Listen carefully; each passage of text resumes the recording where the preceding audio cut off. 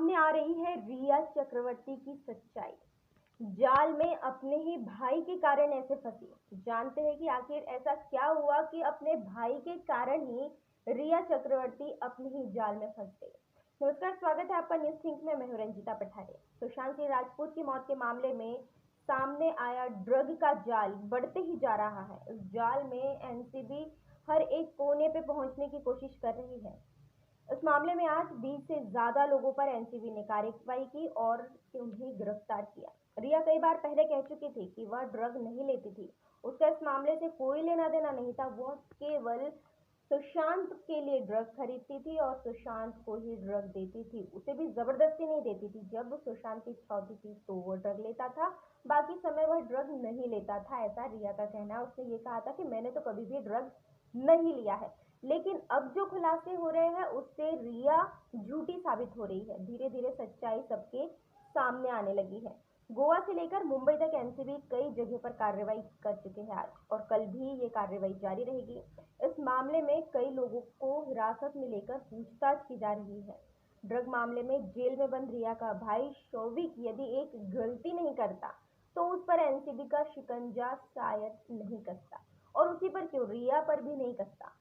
अब जिस वक्त एनसीबी रिया, उसके भाई Showik, floor manager Samuel Miranda और कुक दीपेश का अकाउंट खंगाल रही थी, उसी वक्त एनसीबी की नजर रिया के कार्ड से हुई एक पेमेंट पर पड़ी। ये पेमेंट एक ड्रग पेडलर को बर्ड के बदले दी गई थी। अब ये सिर्फ एक ही पेमेंट था, क्योंकि जब ये लोग इस काम में लगे हुए थे तो बहुत ही समझदारी से, बहुत ही बच बच कर सारा काम करते थे। लेकिन कहते हैं ना कहीं कोई सुराग, कोई सबूत तो छूट ही जाता है, और ऐसा ही कुछ शौविक की गलती के कारण हो गया। शौविक ने कुछ महीने पहले सैमुअल मिरांडा को एक ड्रग पेडलर के पास बर्ड लेने के लिए भेजा था। ये शौविक ने भेजा था। उस समय जब उसने भेजा था, सैमुअल मिरांडा पैसे ले जाना भूल गए और शौविक उन्हें पैसे देना भूल गया। जो कैश में होता था सारा ट्रांजेक्शन, वो पैसे देना भूल गया। इसके बाद सैमुअल ने शौविक को कॉल कर पैसे मांगे। कहा कि बिना पैसे के तो काम होगा नहीं। इसके बाद शौविक ने रिया के कार्ड से ड्रग पेडलर को पेमेंट कर दिया। बस यही गलती थी शौविक की कि अपनी बहन को और खुद को उन्होंने ड्रग के इस जाल में फंसा दिया। ये वही ट्रांजेक्शन था जिस पर एनसीबी की नजर पड़ी और रिया धरा गई। इसके बाद शौविक ने स्वीकार कर लिया कि वह अपनी बहन के कहने पर ड्रग खरीदता था। ये बात भी सामने आई कि ड्रग का खर्चा ज्यादातर सुशांत सिंह राजपूत के ही अकाउंट से जाता था। सैमुअल मिरांडा के पास सुशांत के घर का खर्च होता था, इसके पैसे होते थे, वही सब कुछ मेंटेन करते थे, और कहा जा रहा है कि इसी पैसे से ड्रग भी खरीदी जाती थी। लॉकडाउन के कारण सैमुअल मिरांडा छुट्टी पर जब चले गए तो ऐसे में मुंबई में पेडलर्स के पास ड्रग की सप्लाई कम थी, क्योंकि उस समय लॉकडाउन था, कोरोना था, तो ड्रग की सप्लाई भी कम हो गई। अब सैमुअल भी नहीं थे। ऐसे में रिया के भाई शौविक ने खुद कई बार ड्रग पेडलर से सीधा संपर्क किया। वो खुद गए लेने। रिया और शौविक ने खुद कबूल किया है कि रिया ने कई बार न सिर्फ ड्रग खरीदी थी बल्कि इसका इस्तेमाल किया, बल्कि वो बर्ड घर में इकट्ठा करके भी रखती थी। एनसीबी ने शौविक की चैट के आधार पर कई लोगों को गिरफ्तार किया, और हैरानी की बात यह है कि इसमें शौविक का स्कूली दोस्त भी शामिल है। अब सोचिए, रिया का कहना था कि वो उस पे, उसके परिवार वालों पे, सुशांत के परिवार वाले ऐसे इल्जाम लगाए जा रहे हैं। उनका कहना था कि मेरी लाइफ तो पूरी बर्बाद हो ही गई है, मेरा करियर तो बर्बाद कर ही दिया है मीडिया ने और सुशांत के परिवार ने। लेकिन उसके भाई का, जो क्लैट की तैयारी कर रहे थे, जो एमबीए में एडमिशन लेने के लिए पढ़ाई कर रहे थे, उनका भी करियर शुरू होने से पहले समाप्त कर दिया गया।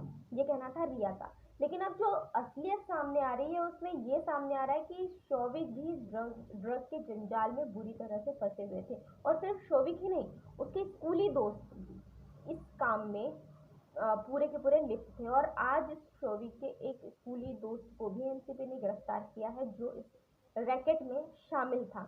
अब सोचिए कि अगर वो पढ़ने वाला लड़का इतना, अगर उसे एमबीए में एडमिशन चाहिए तो बहुत ज़्यादा पढ़ाई करनी होती है इसके लिए तो, और इतनी पढ़ाई के बावजूद ये लोग आराम से ड्रग का कारोबार करते थे।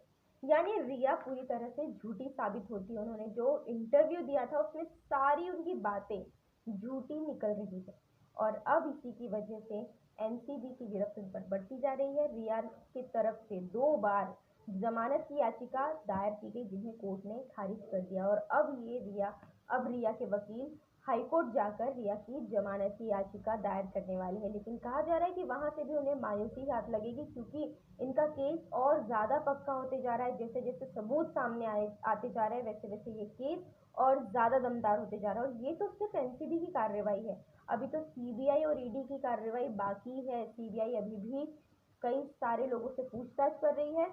ईडी भी अभी भी खंगाल रही है कि आखिर सारे ट्रांजेक्शन कहाँ कहाँ हुए थे सुशांत के अकाउंट से।